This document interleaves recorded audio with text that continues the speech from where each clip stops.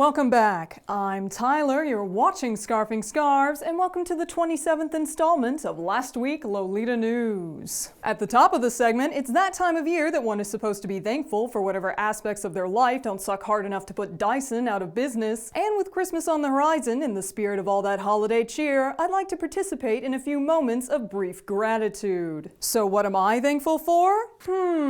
My family, my friends, and oh yeah, I'm thankful that I'm not teaming up with an alleged pedophile who asks women about their orgasms. Hold up, teaming up with a fuck no and the what now? Let me back this up. It all started with Cathy, a kawaii Japan Lolita fashion YouTuber known primarily for vlogging, unboxing videos, and content geared almost explicitly towards preteen Japanophiles who've given up on the concept of dignity in general. Cathy is also the co-host of the WowRyu TV channel program Ask Japanese and has been featured multiple times on Kawaii Patine, produced by the WoW agency. Such trivia will come into prominence later, I swear. It is not my intention to do an entire episode enlightening you on the sad hack jobs that pass for Japanese TV shows. Not that America is doing any better, but you get my point. It should be noted that Cathy has roughly 43,000 subscribers, Ask Japanese has essentially 150k, and Kawaii Patine is sitting at basically 366,000. Again, a point that will be important later, but for now we'll get to something more interesting than the alarming amount of people willing to subject themselves to whatever this is supposed to be. The point is that the combined reach of these channels hits at roughly 560,000 subscribers. That's over half a fracking million, and I'd like you to keep that number in mind when we wander in the general direction of the actual fucking point. A challenge for me, I know, but I'm sure we'll get there after I've beaten you about the head with enough unnecessary words to make you wish you'd done just about anything else with your life. The last sentence was the first example. Crying won't undo the amount of life you've frittered away watching some maladjusted prat talk far too fast. And to get back to the topic at hand, as I said before, it all began with Cathy.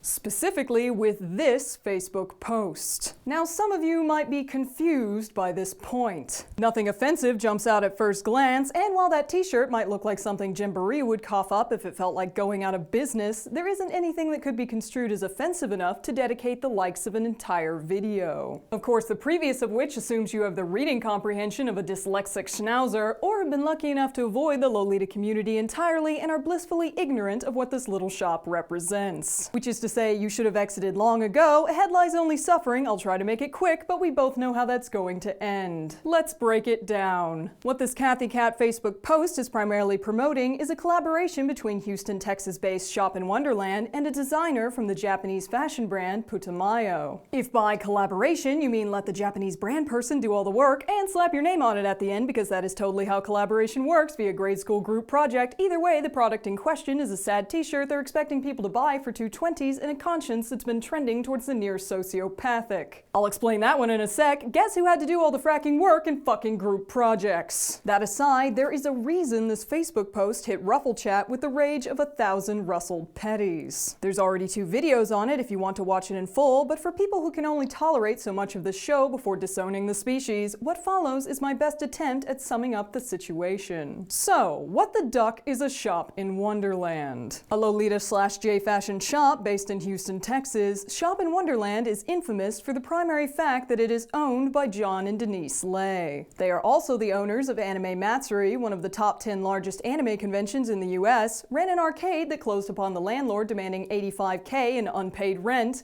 and swindled some poor fuck called Yudon Pongsuk out of nearly $100,000, taking full advantage of his innocent weeby dream of having a first-rate anime convention in Houston, Texas. They were supposed to pay him back, of course they fracking didn't. Yudon Pong sucks at handling money. The poor cinnamon roll just wanted to fulfill his dreams, and after finally gaining enough life experience to see that the Lays would gladly continue screwing him like a piggy bank bought for questionable purposes, the newly minted man of sense penned his resignation letter and sent it off to the Lays. To which John responded with how he, quote, felt betrayed, and followed that with the complaint that he had to, quote, spend months cleaning up the mess. You are not hallucinating. John Lay is legitimately upset that the person he bilked out of 100 grand's resignation has inconvenienced him in a tangible way. It doesn't get any better. I swear what follows is only more of the same. Because it gets so much worse. You remember how I said I was thankful not to be collaborating with an alleged pedophile that likes to ask women about their orgasms? Guess who likes to spend his spare time delving into the personal details of women he should be treating in a professional sense? Ding ding ding, it's our favorite mushroom-headed fuck muppet. I'll bet you would just love to have him ask you about the state of your vagina, because that is totally not disturbing in a way that would scar you for life. Look into this man's soulless eyes and tell me anything but a congealed mass of entitled penises stare back, and I will personally commit you to the nearest institution with standards low enough to take in the uninhibited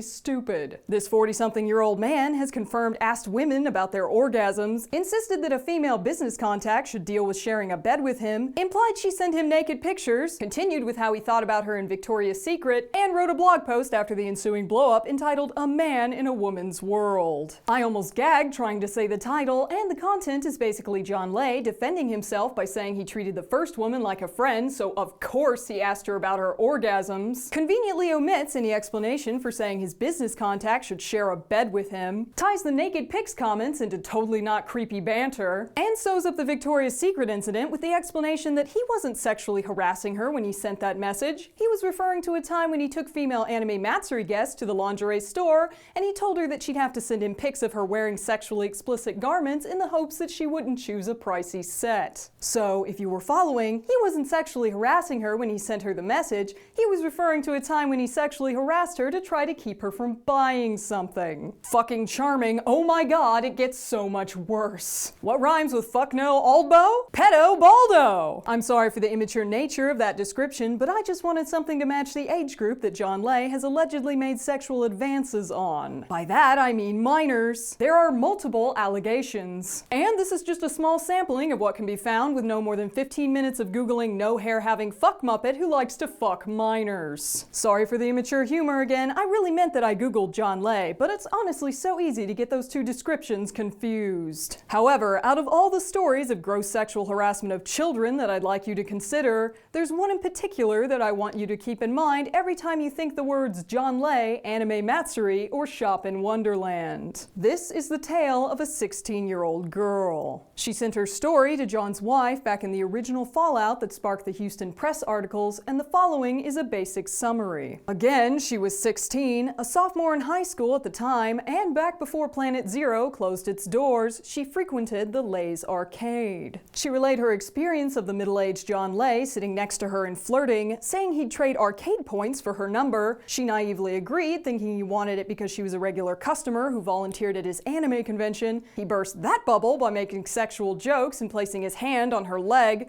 and the disturbing experience culminated in a text she says he sent about a week later in which he asked her, quote, "When are we having sex?" Excuse me while I reel in my nausea. No, we are not even close to done. Because she sends this entire account to John's wife, Denise Lay. And what does Denise have to say about her husband making sexual advances on a minor like a predatory pedophile? She tells her she should have told him to stop. Sure, she maintains that it was inappropriate, but since he didn't fuck her, really it comes down to the 16-year-old girl telling the middle-aged man to stop trying to drag her into his pedo van. I mean, obviously they're on the same level of maturity, and the balance of power in that situation is totally dead even. What girl child doesn't have the life experience to properly deal with the sexual advances of a 40-something pervert who is a perceived authority figure within one of her hobbies? Also, Denise says the girl obviously knew what John wanted, so she's totally partially responsible for what happened to her. I hate to break out the buzzwords, but Jesus Christ on a motherfucking cross, can we draw the line at blaming legal children for their own sexual harassment? I mean, I get it. You hear victim blaming and your brain goes to bad places, but come the fuck on! Again, this is not the only account of him being sexually inappropriate with minors. I think we can all agree that even one is too many, and given his history of sexual discrepancies, these accounts seem particularly credible. Denise's response does him no favors, and the enabling nature of her behavior feels like an underlying hint that he has done this before. Horror is the only credible response, and she exhibits none of it. Given yet another account wherein it is alleged that he asked underage girls, quote, "How good are you in bed?" it would definitely appear her lack of response has its ties in previous experience. Sure, most people would drop an alleged pedophile so fast their head would spin, but hey, why take responsibility when you can blame it on all of his victims? That's all my stomach can handle for now. Lucky for you, that's all I'm subjecting you to, which brings us back to the topic at hand. This is what Cathy Cat chose to promote. These are the people she calls her friends. And that nauseating trip through the horror fest of penile entitlement of pedophilic proportions is the backdrop to the heinous screech that emitted from the Lolita community the very moment that Cathy Cat decided to ignore every impulse of common decency and combine her efforts with the likes of people who have allegedly bilked a man out of $100K, harassed multiple women, and made sexual passes on girls too young to provide consent to the come-ons of an adult 40-something-year-old man. That is why this picture is fucked. This is where the subscriber count of her combined online influence comes into play. And considering that all 3 YouTube channels have promoted anime matsuri despite the obvious disregard for the safety and respect of women, Cathy Cat's actions lend the combined audience of roughly 500,000 people to the for-profit enterprise of an alleged pedophile and his enabling wife. Her position as a popular YouTube figure within the Lolita community lends credibility to the very people who have in the past harassed its members, continued their stranglehold on the Houston Lolita community in general, and the fact that she locked the Facebook post down to friends only after the backlash, but left the Instagram post up to this very day suggests that she doesn't give a flying fuck about the actual concerns presented. She just doesn't want to have to deal with the effects of her actions. Complicity is not kawaii. And with that said, that leaves us with our final question. What the ever-loving duck are we supposed to do about it?